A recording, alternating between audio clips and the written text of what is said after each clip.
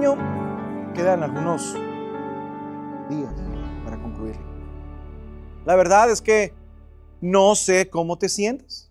Tengo que ser sincero, no sé cómo te sientes. Quizá puedes decir que fue un buen año. Un año en el que alcanzaste metas. Un año en el que pudiste superar ciertos problemas. Mejoraste en algunas áreas. Pero antes de continuar,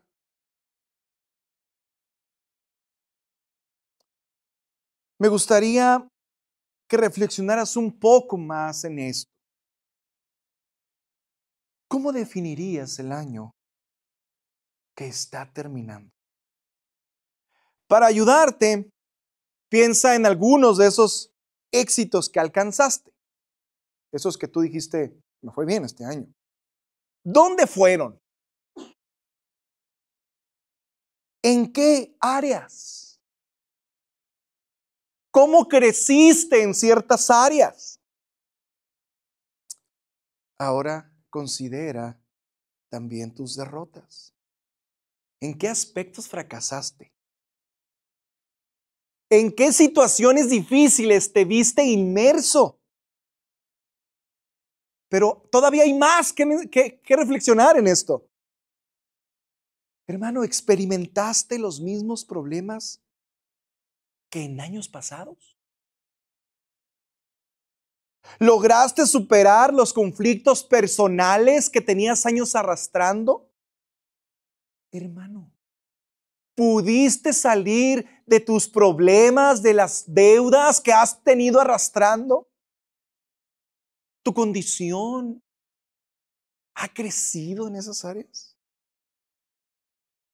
¿Fuiste más disciplinado en tus deberes espirituales? ¿Asististe con más regularidad a la iglesia? ¿Leíste más que otros años? ¿Creciste más en piedad? ¿Tus tiempos de oración fueron más profundos? ¿Serviste en la iglesia con mayor gozo? Pero bueno, puedo seguir con esto. Al considerar todo esto, la pregunta principal es, ¿cómo valoras el año 2024? Hoy quiero que meditemos en un pasaje que nos ayudará a valorar, pero también que nos ayudará a traer a la memoria algunas cosas que como creyentes, como personas que aseguran haber sido salvados por el Señor, deberían ser una prioridad en nuestras vidas. Y para eso quiero ir a Efesios capítulo 3, versículos 14 al 21. Nuestro hermano leyó algunos versículos, pero vamos a leer Efesios 3, 14 al 21. Dice: por esta causa, pues, doblo mis rodillas ante el Padre de nuestro Señor Jesucristo, de quien recibe nombre toda familia en el cielo y en la tierra. Le ruego que Él les conceda a ustedes, conforme a las riquezas de su gloria, el ser fortalecidos con poder por su Espíritu en el hombre interior. De manera que Cristo habite por la fe en sus corazones.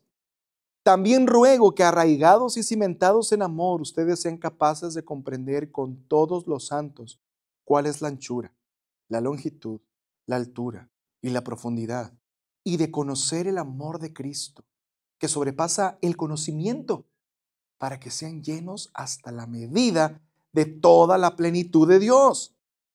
Y aquel que es poderoso para hacer todo mucho más abundante de lo que pedimos o entendemos, según el poder que obra en nosotros, a Él sea la gloria en la iglesia y en Cristo Jesús por todas las generaciones, por los siglos de los siglos. Amén. Creo que tú y yo debiésemos anhelar una plenitud. Una plenitud. Muchos dirían que somos personas que buscan esa completitud, el sentirnos completos, el sentirnos seguros. Pero creo que muchas veces como cristianos anhelamos la plenitud como el mundo la anhela. Buscamos en el mundo mayor seguridad, mayor independencia. Tú te sientes más pleno cuando ya dependes menos de otros, ¿cierto? Pero la plenitud de la que hablo no la vamos a encontrar en un matrimonio, en hijos, en un mejor trabajo, en un mejor carro, en un mejor sueldo, en más vacaciones, más descansos, ni cambiando, el carácter de tu esposa, de tu esposo, de tus amigos, sino que nuestra plenitud está en Cristo. Y se ve reflejada en una dependencia y obediencia como respuesta a su amor. Entonces, el mensaje de hoy lleva por nombre creciendo en la plenitud de Dios. Y como primer encabezado, me gustaría que viéramos dónde encontrar esa plenitud y cómo obtenerla. Así que el primer encabezado es orando por la plenitud. Nos encontramos en el capítulo 3 de Efesios. Algunos quizá estuvieron cuando predicamos la carta a los Efesios. No sé si a algunos les tocó llegar a este pasaje, ¿verdad? Sin embargo, te voy a recordar qué es lo que ha pasado aquí. Pablo, como cada una de sus cartas, él las ha segmentado de una manera muy original. Primero expone lo que es teológico, las verdades teológicas. Él expone aquello que es la doctrina sólida para luego explicar cómo vivir según la doctrina, la enseñanza que él ha expuesto. Él ha dicho aquí que Dios el Padre, o hasta aquí, que el Dios y Padre de nuestro Señor Jesucristo, desde antes de la fundación del mundo, llevó o planeó llevar a cabo una obra para ser conocido y glorificado por todos los hombres. Esta obra consiste en bendecir, en llamar y glorificar a los hombres que Él había creado y que después fueron rebeldes a su voluntad. Así que a causa de esa rebeldía, lo que hizo el Señor es que por medio de un plan amoroso, Él formaría un pueblo. A través del sacrificio de Cristo, perdonaría los pecados de aquellos que acudieran a Él. Les daría vida espiritual a través de su Espíritu Santo y los haría miembros de su familia, de ese pueblo, ¿verdad? Entonces, Él llevó a cabo este plan a través de una nación que Él formó, que era la nación israelita, para traer bendición a toda la humanidad. Así que de esa nación es que vino el Hijo de Dios, el Mesías. Y ahora ese Mesías no era solamente para esa nación de Israel, sino era para todo el mundo. Así que ahora podemos decir que la obra de Dios está completa y solo debemos esperar la consumación del plan de redención, que es cuando Él regrese. Sin embargo, en esta parte, Pablo dice que aunque el plan de Dios está siendo llevado a cabo, que aunque las cosas están marchando bien, que todo ha salido como Él lo ha planeado, que está formando un pueblo, un solo pueblo, ya no solamente judíos, sino judíos y de otras naciones que son los gentiles. Él ha creado un solo pueblo. Hay algo en lo que debemos enfocarnos y es crecer en la plenitud de Cristo. Y como Él quiere que nosotros que la iglesia de Éfeso en este caso creciera en la plenitud de Dios, ahora Pablo ora por eso. Por eso mira lo que dice el versículo 14. Por esta causa, por todo lo que yo les he dicho, por todo lo que he expuesto aquí, justamente, déjame te digo un dato importante. Estos versículos que estamos viendo es la transición de esa parte de lo teológico, de lo doctrinal, de lo que ha enseñado, a la parte que ellos deben hacer y obedecer. Entonces, para hacer esa transición, Pablo ora. Y esa oración, él expresa esto: por esta causa, pues, doblo mis rodillas ante el Padre de nuestro Señor Jesucristo. Pablo ora. Fíjate qué importante es esto. ¿A quién ora? El versículo es muy claro: al Padre de nuestro Señor Jesucristo. Fíjate bien por qué. En primer lugar, porque Él ha sido quien ha orquestado el plan de salvación. Ha sido el ejecutor también, ideador del plan que Él ha descrito, o sea, que Pablo ha descrito en los primeros capítulos de la carta. Así que Él dobla sus rodillas. Es importante decirte que esta es la segunda oración que Pablo hace en esta carta. La primera fue para que los ojos del corazón, su entendimiento, ¿verdad?, fuera iluminado y entonces comprendieran la esperanza que poseían al haber confiado en Cristo. Pero la pregunta es, ¿por qué Pablo enfatiza aquí la oración? ¿Por qué Pablo dice que él ora? Y dice, por esta causa oro, ¿verdad? Y es que, en primer lugar, debemos entender que la plenitud que quiere que experimente la iglesia, con la que cierra el versículo 19, ahí lo tienen ustedes, viene de Dios. Escucha bien. La plenitud que la iglesia debe de experimentar viene ¿de quién? De Dios. Hermano, ¿sabes que la plenitud solo puede venir de Dios? Es una pregunta. ¿Sabes que la plenitud solo puede venir de Dios? Ahora, sentirnos plenos no significa tener todo lo que deseamos, sino estar seguros de que tenemos lo que verdaderamente necesitamos. Esta completitud, el sentirnos completos, el que Dios nos haya hecho completos, no proviene de las cosas materiales ni de las circunstancias, sino de la relación con Dios y de la obra que Él ha realizado a través de Cristo. Y esa obra fue hecha a nuestro favor. Por lo tanto, como en este sentido de plenitud solamente viene de Dios, la plenitud del pueblo de Dios viene de Dios. Por lo tanto, Pablo ora. Hermano, como la plenitud viene de Dios, Pablo ora. Porque si la plenitud viniera del dinero, entonces vámonos todos a trabajar. Alguien me dijo en la mañana, pues si yo sintiera, yo supiera que la plenitud viene de trabajar, yo me iría a trabajar. Me iría a vender chamorros, dijo. Y no los suyos, otra persona que vende chamorros. Entonces, si la plenitud viene del trabajo, vámonos a trabajar. Si viene de la pareja, vámonos a buscar pareja. Si viene de Dios, entonces vamos a orar. Y esto hace una motivación para orar, hermano.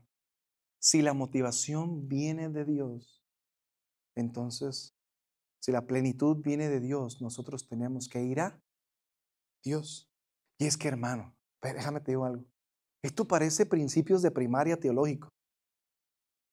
Pero ¿qué tanto oras por eso?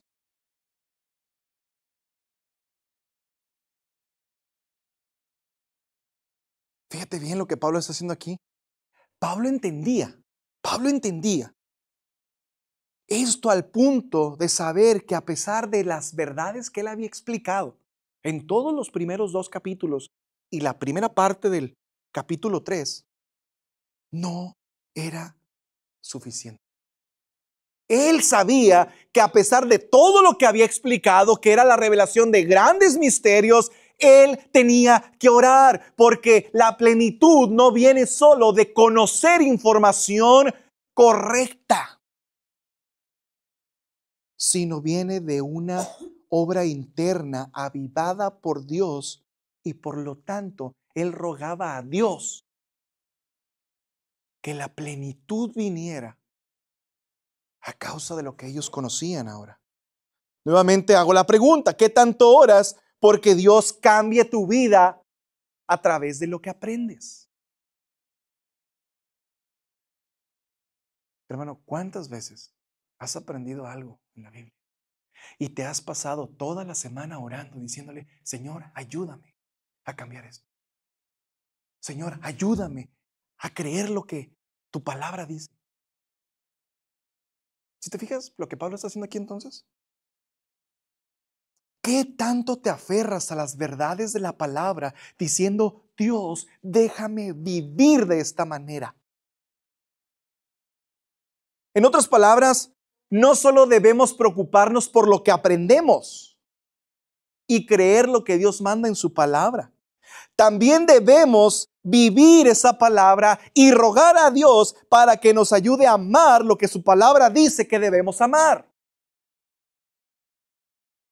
Lo repito porque puede haber sido que 2, 3 se queden patinando. No solo debemos preocuparnos por aprender y creer lo que Dios manda en su palabra.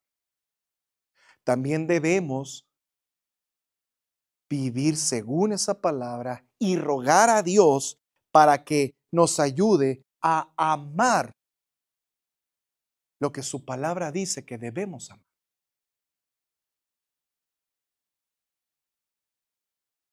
Ejemplo, la Biblia dice que mentir es algo que Dios detesta, que Dios condena. ¿Esto es una verdad correcta? ¿Sí o no? Sí, es una verdad correcta. Y por lo tanto, entonces, ¿debemos mentir? No. Eso es practicar lo que aprendemos. Sin embargo, debemos orar no solamente para no mentir, sino orar para amar la verdad. Lo que nos va a llevar a no mentir. ¿Sí?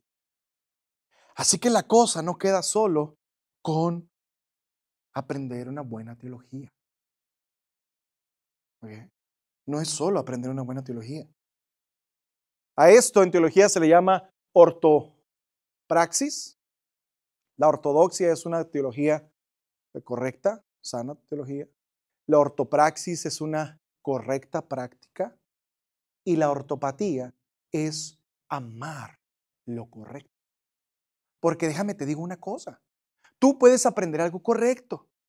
Y eso correcto que aprendes, tú dices, yo debo hacerlo, pero detestar en tu corazón lo bueno que estás haciendo.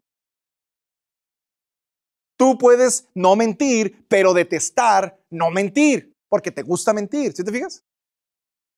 Entonces, esto es aprender lo correcto, hacer lo correcto y pedirle a Dios que nos ayude a amar lo correcto para que lo interior se adapte a lo exterior que obedecemos por lo que hemos aprendido. Hay muchos que leen la Biblia y no les gusta leer la Biblia. ¿Por qué? Sabes que tienes que leer la Biblia. Hermano, leer la Biblia a causa de saber que tienes que leer la Biblia y pedirle a Dios que te ayude a amar leer la Biblia y deleitarte en la Biblia es otra cosa. Nuestra mente está llena de buenos conceptos, pero nuestra práctica es un asco. Entonces, nuevamente mira lo que el versículo dice. Por esta causa, pues doblo mis rodillas ante el Padre de nuestro Señor Jesucristo. 15. De quien recibe nombre toda familia en el cielo y en la tierra. Pablo oraba. Ahora, es más, es que piensa en eso todavía. ¿Hay alguien que pueda hacer la voluntad de Dios sin que Dios le dé la fuerza para hacerla? No. Entonces, si conocemos lo que Él ha dado a conocer, lo que Él ha revelado, para que nosotros andemos en lo que Él ha dado a conocer, y no lo hacemos, eso es una rebelión. Pero saber que Él nos da de su poder para aplicar su palabra y despreciarlo, despreciar ese poder, entonces es un acto de desobediencia. Y eso es importante. Dios nos da de su poder y despreciamos ese poder para vivir según su palabra. Dios nos dice su palabra, pero conocemos su palabra, no vivimos su palabra, entonces eso es una abierta rebelión. Por eso Pablo insiste y reconoce que Dios es quien ha edificado cada familia o toda familia en el cielo y en la tierra.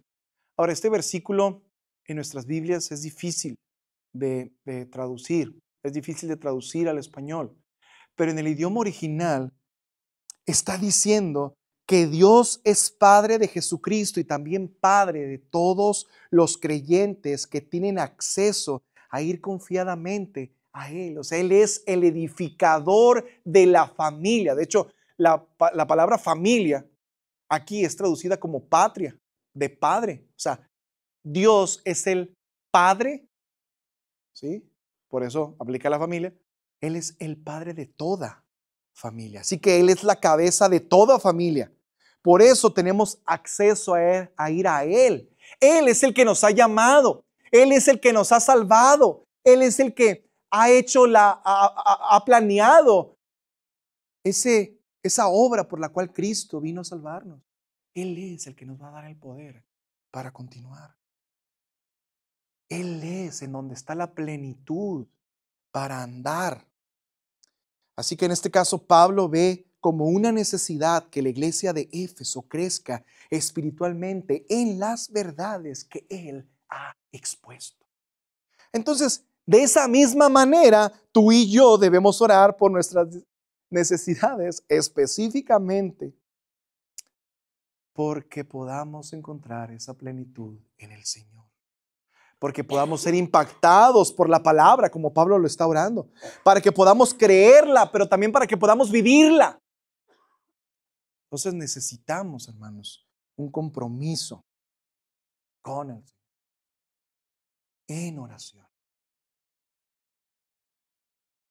¿Qué es en lo que más inviertes tu tiempo? ¿Qué es en lo que más ocupas tu mente? Aquello que te da mayor satisfacción, eso que te hace sentirte pleno. Si no es Dios, hay un serio problema. Vamos a ver entonces, en segundo lugar, las características de la plenitud por las cuales debemos orar, ¿verdad? Y vamos a ver la primera. La primera está en los versículos 16 y 17.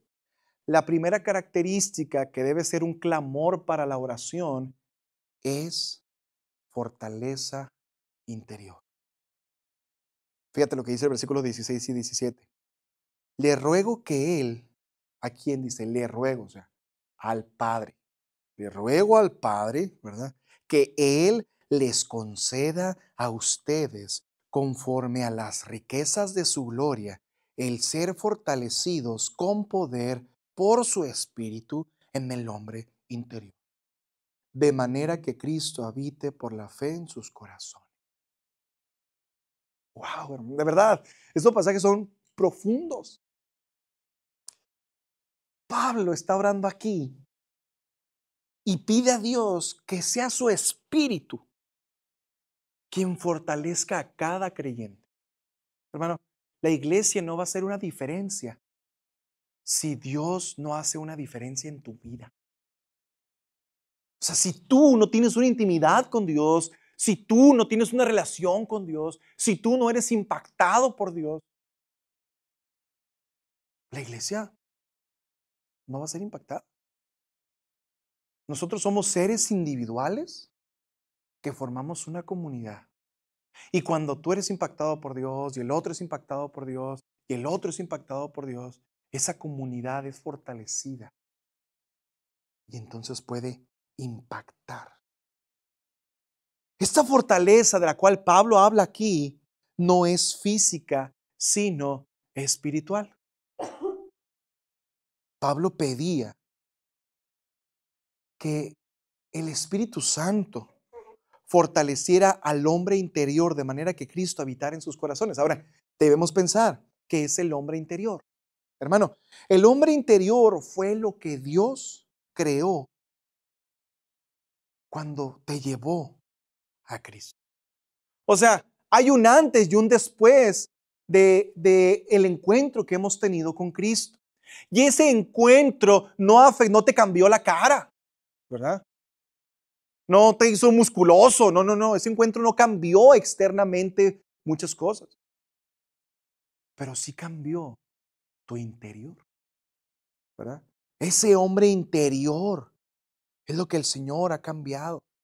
El hombre que estaba muerto en sus delitos y pecados, que ha rechazado al Señor, que ahora ha sido impactado internamente, ha pasado de muerte a vida. Recuerda lo que dice el capítulo 2. Ese hombre que andaba deleitándose, aunque no que tenía un impacto externo también en las cosas de la carne, era a causa de que el hombre interior estaba muerto. Entonces, ese hombre seguía las corrientes del mundo, Dios le da vida espiritual y su externo, entonces, tiene un comportamiento diferente. Su hombre interior fue cambiado, fue mudado. Este hombre interior, entonces, no es la parte racional del hombre, sino es los afectos, es todo lo que compone, ¿verdad? Lo interno como la motivación, los deleites, tu gozo por hacer ciertas cosas. La actividad del Espíritu consiste en dar crecimiento a ese hombre interior que se manifiesta externamente viviendo a la imagen de Cristo. Entonces Pablo dice que el hombre interior es el que debe ser cambiado. Hermano, piensa, por ejemplo, en un adicto. Un adicto que está en un centro de rehabilitación, quieren cambiarle lo de afuera o lo de adentro. Quieren cambiarle lo de adentro. Pero lo hacen cambiándolo de fuera. Pero nada de fuera va a tener una transformación interior. Porque la adicción no solamente es fisiológica, sino tiene un carácter del corazón, de deseos, de carácter, de conducta. Ese hombre interior es el que debe ser cambiado para que haya un impacto en el carácter externo, en su andar externo. Por lo tanto, ¿verdad? Cualquier cosa que tú, ir al gym no te va a cambiar el corazón, te lo puede empeorar, no va a ser más peligroso. Ir a hacer ciertas cosas no te va a cambiar lo interno, te lo puede empeorar, porque puede avivar tu carnalidad interna, pero nada de dentro va a ser cambiado a la imagen de Cristo. Entonces, por eso Pablo dice, lo único que puede ser cambiado, que puede cambiar lo interior, es el Espíritu Santo. Es el Espíritu Santo lo que puede transformar ese interior. Por eso Pablo dice que el Espíritu Santo sea aquel que obre en los creyentes y lo haga conforme a las riquezas en gloria. ¿Qué quiere decir esto? Hermano, el Espíritu Santo cambia nuestros corazones no dependiendo de nuestras fuerzas, sino la fortaleza es la de Dios y el Señor tiene todo poder y toda gloria y por lo tanto usa todo poder y toda gloria para transformar nuestro corazón interno, nuestro hombre interior. Así que esto es importante. El Señor transforma nuestro corazón no por nuestra fuerza, sino por su fuerza. Es el Espíritu Santo quien toma la plenitud de Cristo, de las riquezas abundantes de su gloria, de la supreeminente grandeza de su poder, de sus virtudes morales, de su sabiduría, de su gracia, y entonces las lleva al corazón del hombre y transforma el corazón del hombre y transfiere esas virtudes. Él toma los tesoros de Cristo y nos fortalece, nos edifica, nos enriquece espiritualmente. Nos da lo que Dios ha provisto para nuestro crecimiento y edificación dentro de nosotros en el Espíritu Santo. Así que, hermanos, todo esto lo hace el Señor. Es de Él quien viene eso. Y por lo tanto nosotros debemos orar y decirle, Señor, obra en mi corazón. Y rogar. Y Pablo dice que doblaba sus rodillas. O sea, no era cualquier oración, no era una oración de decir, Señor, ayúdame. Un ruego humilde, un ruego urgente. Así que en pocas palabras nosotros podemos decir que el Espíritu Santo nos fortalece con poder para vivir como Cristo. Recordemos que solo el poder de Dios es el que puede obrar en nuestra vida. Por eso Pablo decía, ya no vivo yo, sino vive Cristo. Es su poder, es el Espíritu Santo que nos hace andar como Cristo. Es el Espíritu Santo quien produce el fruto del Espíritu Santo. Amor, gozo, paz, paciencia. Entonces, nuestro entusiasmo o desánimo, nuestra victoria o derrota espiritual dependen del estado de nuestro hombre interior. Fíjate bien.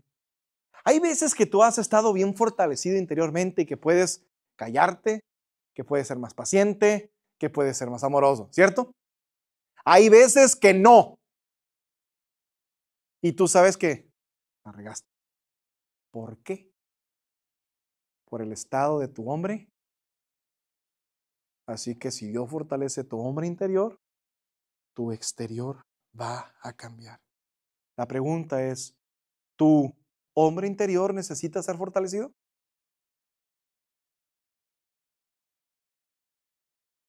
¿Qué tanto oras porque Dios te fortalezca? No solamente, ¿verdad?, decir y escuchar la verdad, sino es ir y rogar a Dios porque esa fortaleza, esa debilidad que viste, la Biblia dice, eres un mentiroso, te das cuenta que eres débil mentiroso. Señor, ayúdame a no ser mentiroso, a amar la verdad, a vivir honestamente. Y entonces el Señor te fortalece de esa manera. No solamente es decir, soy un mentiroso. Vamos a salir de la iglesia sabiendo que soy un mentiroso. ¡Soy un mentiroso! ¿Verdad? Y es así como muchos salen, como muchos salimos.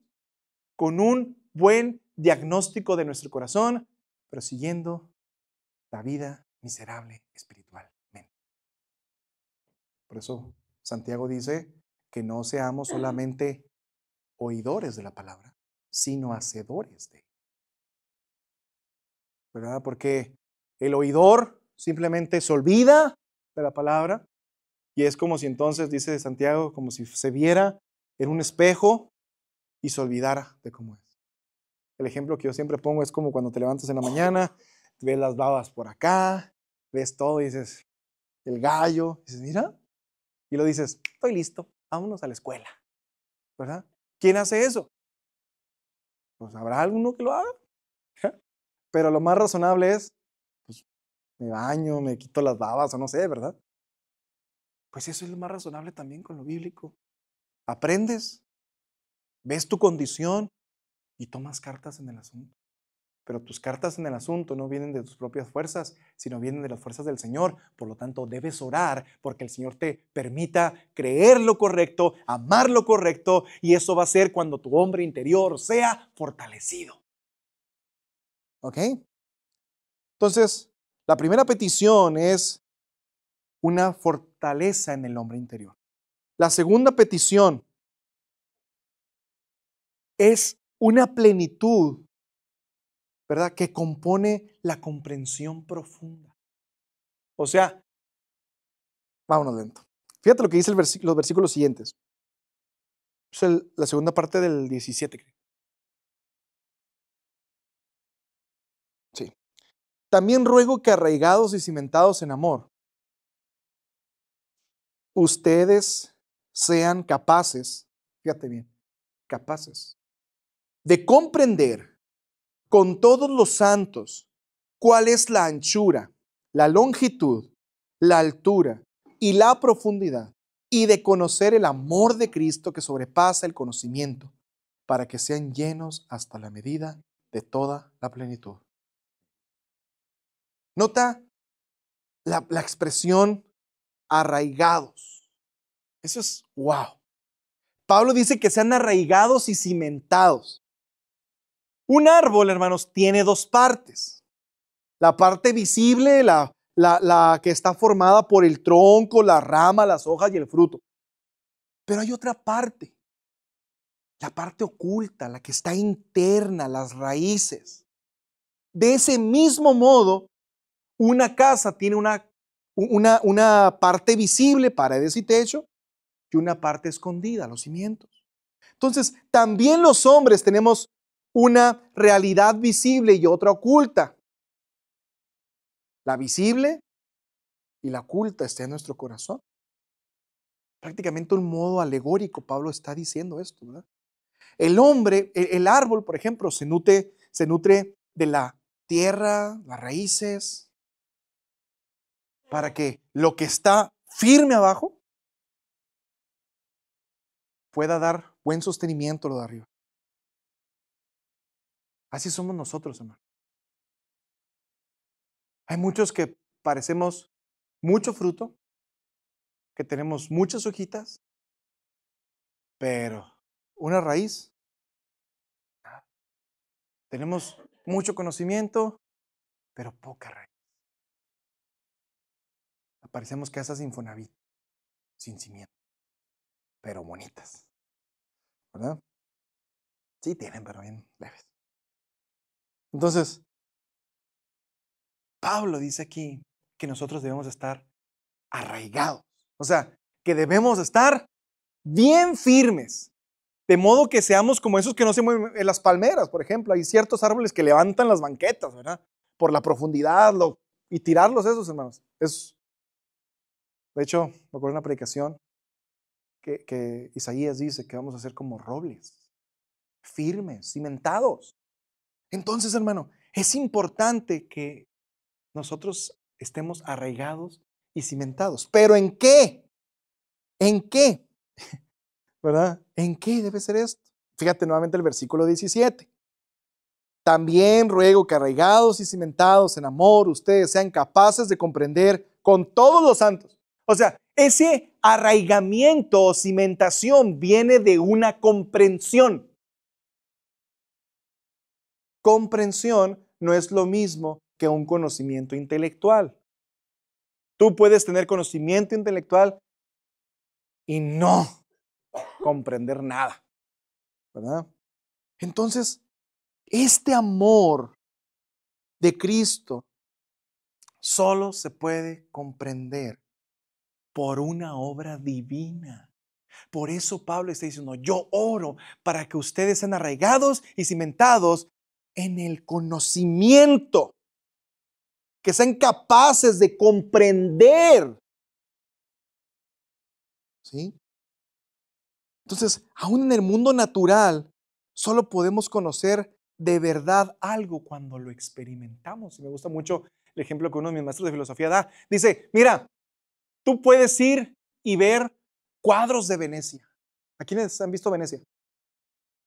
¿Alguien ha visto mapas de Venecia? Y cómo andan las góndolas y todo, ¿verdad? Y me recuerdo cuando unos amigos fueron a Venecia y decía, Jorge, está muy bonito, pero apesta, ¿verdad? Y dice, tú nunca vas a conocer Venecia hasta que vayas y te plantes ahí. Y eso es cierto. No importa cuántas predicaciones escuches, no importa cuántos libros leas, no importa cuánto tú aprendas, hasta que tú llegues y te plantes en Venecia, vas a saber lo que es Venecia. Y eso mismo sucede con el conocimiento, con las verdades del Señor. Nosotros debemos entender que esa plenitud viene cuando comprendemos las cosas, cuando vamos y nos paramos ahí. Y en este caso, cuando nosotros tomemos el amor de Cristo y comencemos a comprender, pero dice con todos los santos, eso también es impresionante, voy a abordarlo así de una manera muy práctica. Hermano, el amor de Cristo se conoce en la iglesia, con el pueblo de Dios. El amor de Cristo nos libra del egoísmo, del egocentrismo, del individualismo, nos conduce a la comunión, y cuando cada uno de ustedes y de mí comprendemos el amor de Cristo, ese profundo amor de Cristo va a impactar el hombre interior, va a haber frutos en el hombre exterior y vamos a ser diferentes. Y en pocas palabras dice aquí que el amor de Dios tiene cuatro dimensiones. ¿Cuál es la primera dimensión? La anchura. ¿Qué es la anchura? La anchura, fíjate lo que dice, es tan ancho, hermano, que abarca a toda la humanidad. Ya no es solamente al judío, abarca al gentil, abarca al negro y al blanco, al culto y al ignorante, al rico y al pobre, al pequeño y al grande, a ti y a mí. El amor de Cristo arropa, alcanza, es ancho. La longitud, lo largo. El amor de Dios es tan largo como la eternidad. Él nos amó desde antes de la creación del mundo. Nos amó, nos ama, nos amará hasta que Él regrese y estemos con Él por toda la eternidad. Es tan largo que va de eternidad a eternidad. Es tan profundo que su amor lo llevó a descender desde el lugar más alto de autoridad y de gloria, lo llevó a descender hasta el lugar más bajo del universo, la cruz. Él cargó nuestros pecados, la maldición de toda la raza humana. Así que Él ama con profundo amor al más grande pecador. La altura. Nos levantó hasta de lo más bajo a lo más alto, a ser llamados hijos de Dios, a sentarnos junto con Él en los lugares celestiales en Cristo, lo dice el capítulo 1. Bueno, cuanto más meditamos en el amor de Dios, más inspirados debemos sentirnos por Él. Mientras más meditamos en el amor de Dios, más motivados debemos de responder al amor de Dios, más debemos amarlo. Así que nosotros lo amamos a Él por el profundo amor que Él nos tuvo, y ahora nuestro amor es respuesta a su amor primero. Pero para conocer verdaderamente el amor de Dios, existe un solo camino.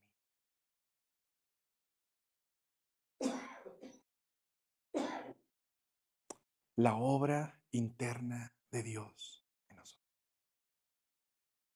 La obra espiritual en la cual nosotros comprendemos la maravillosa persona y obra de Cristo. ¿Has orado, hermano, porque Dios te ayude a conocer esto? ¿Has orado porque el Señor te ayude a entender el profundo amor que Dios tiene por ti? Hermano, y meramente como paréntesis, ¿verdad? Que yo soy en consejería, algo así. La gente se la pasa buscando la aprobación de la gente. La gente se vuelve codependiente de la gente porque buscan el amor de otros, cuando no se dan cuenta que el profundo amor que ellos tienen es tan alto, tan ancho, tan profundo. El amor de Cristo trae una plenitud a nuestro corazón, al punto de hacernos y llevarnos a sentir plenos. Así que si la plenitud la da Dios, oremos a Dios. No solamente, hermano, tú sabes que Dios te ama. Tú sabes lo que yo acabo de decir aquí acerca de la anchura, longitud, profundidad y altura del amor de Dios. ¿Tiene un impacto eso en ti? ¿O necesitas orar al Señor y decirle, sabes qué, Señor, ayúdame a creerlo, a sentirme pleno, que no importa lo que tenga, no importa lo que pase, si tu amor trascendió la eternidad, tu amor trasciende mi deuda, tu amor trasciende mi desesperación, tu amor trasciende mi tristeza, tu amor trasciende la muerte de mi familiar, tu amor trasciende mi enfermedad, tu amor, el amor de Dios impacta nuestra vida. Y vamos a la última característica, que es la excelencia espiritual. Pablo aquí comprende o admite que comprender por completo el amor de Dios, ¿verdad? En la iglesia es solamente a través de la obra del Señor. Esa obra, ¿verdad? Comprende el entendimiento y la aplicación correcta de esas verdades a nuestro corazón, que no va a ser meramente por un acto humano. Ahora, es claro que tiene Dios toda la plenitud. Él creó todo, Él es dueño de todo, Él quiere. Imagínate, hermano, híjole, ya no voy a abundar tanto en esto, pero piensa en que cuando Romanos dice que a los que aman a Dios, todas las cosas les ayudan para bien. Y lo dice, esto es conforme a los que su propósito han sido llamados, ¿verdad? ¿Por qué? Porque a los que antes conoció, también los predestinó para ser hechos conforme a la imagen de su Hijo Jesús. Esto quiere decir que de la eternidad a la eternidad, ya vemos el profundo amor del Señor. Luego dice, si Él está por nosotros, ¿quién contra nosotros? Si Cristo está contigo, dice, si Cristo es el que justifica, ¿quién es el que condenará? O sea, cuando estamos satisfechos en Cristo, hermano, nosotros tenemos un sentido de seguridad. Viene entonces esa plenitud que es un entendimiento, una comprensión de que si Dios está con nosotros, en pocas palabras, todo está bien, todo está bajo control. Tengo lo que necesito. No porque tengas dinero, salud, no, porque Dios está contigo. Esta semana hablé con el pastor Abelardo y estuvimos platicando ahí un poco y le pregunto, ¿cómo está? Y dice, estoy bien, porque Dios es bueno. Y yo estaba meditando en el pasaje y dije, ¿cierto? La excelencia espiritual, ¿verdad? A la cual queremos alcanzar, que no vamos a llegar a la plenitud de este lado del cielo, pero que podemos ir caminando, se lleva a cabo por la obra del Señor cuando entendemos y vivimos conforme a esas verdades. Ahora, mira nada más cómo termina el pasaje. Y de conocer el amor que sobrepasa el conocimiento, para que sean llenos hasta la medida de toda la plenitud de Dios. Ya no voy a tocar lo demás, pero el versículo 20 dice, y aquel que es poderoso para hacer todo, mucho más abundante de lo que pedimos o entendemos. Ahora, él está alabando a Dios por algo. Y esta alabanza, dice mucho, ¿sabes qué? Dios no va a ser la medida de lo que tú eres. Señor, ayúdame a amar a mi compañero de trabajo. Dios no te va a dar solamente amor para ese compañero de trabajo. No, fíjate lo que dice. 20. Y aquel que es poderoso, es su poder para hacer. Él es el que hace todo mucho más abundante, o sea, más abundante. No quiere decir que la medida es mucho más, sobra de lo que pedimos. O sea, cuando tú pides, Dios es poderoso para hacer más de lo que tú le pides. O entendemos según el poder que obra en nosotros, que es su Espíritu Santo. Así que, hermano, tú y yo tenemos lo que necesitamos. Tenemos a un Dios que si oramos cierta cosita, Él dice, órale, Señor, tráeme una coca de mini lata. Te traigo la de 3 litros. Así funciona la oración con Dios. Ahora, no son cosas materiales, es el fortalecimiento, el conocimiento, la comprensión, el aplicar las verdades de su palabra para tener una plenitud no externa, con cosas materiales, sino una plenitud interna de las verdades, de quién es Dios, con quién estamos nosotros para vivir una vida en plenitud. Y eso, hermanos, va a venir por la oración. No te conformes con el conocimiento. Vamos, que este año, que nos animemos unos a otros a hacer lo que aprendemos, motivados por el amor de Dios. Así que, hermanos, vamos a terminar aquí, pero la motivación hoy es el amor de Dios. Tu plenitud, esa que buscas en no sé qué cosas, está solamente en el Señor. Él sí puede darte esa plenitud, pero esa plenitud viene de conocer las cosas verdaderas, lo correcto de su palabra, de conocer a Cristo, de conocer la obra de Cristo, de entender la obra de Cristo, de aplicar la obra de Cristo en tu vida y también de vivir amando eso. Y eso no puede ser meramente por fuerza, sino es algo que viene del Señor, a lo cual tú y yo debemos orar. Así que, hermanos, por esta causa, yo doblo mis rodillas ante el Padre de nuestro Señor Jesucristo, de quien toma nombre toda familia en los cielos y en la tierra, para que me dé, conforme a sus riquezas en gloria, y para que te dé, conforme a sus riquezas en gloria, el ser fortalecido con poder en el hombre interior, por medio de su Espíritu Santo. Doblo mis rodillas para que habite Cristo por la fe en tu corazón, a fin de que tú estés arraigado y cimentado en amor, porque tú seas plenamente capaz de comprender con todos los santos cuál sea la anchura, longitud, la profundidad, la altura, de conocer el amor que Cristo tuvo por ti, que sobrepasa todo conocimiento, para que seas lleno de toda la plenitud. ¿Y sabes qué? Mi confianza es que sé que aquel que es poderoso para hacer todas las cosas mucho más abundante de lo que pido o pienso, según el poder del Espíritu Santo que obra en ti y en mí,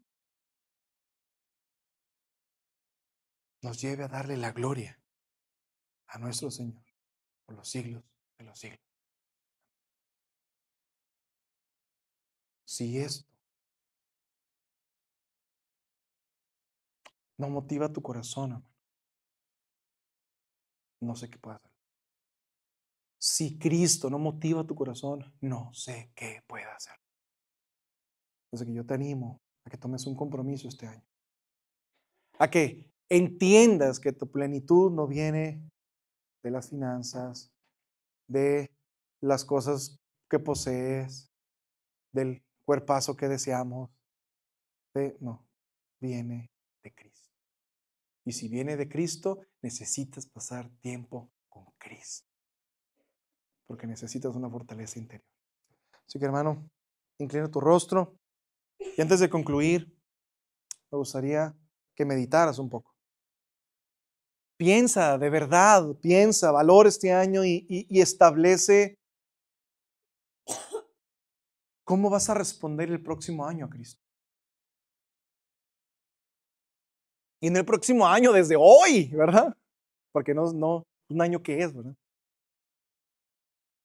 Pero es buen momento para valorar nuestro andar.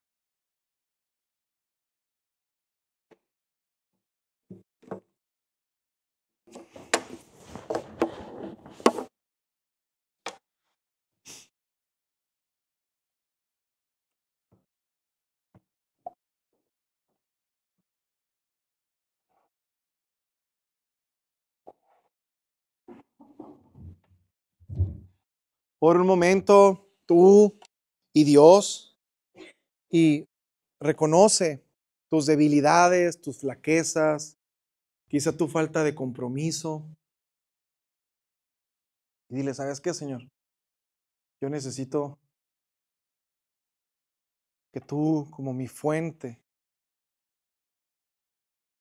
de vida eterna, me ayudes a conocer el amor de Cristo, el profundo amor de Cristo, que va más allá del infierno, más allá de la maldad. Así que meditemos en el amor de Cristo. Señor,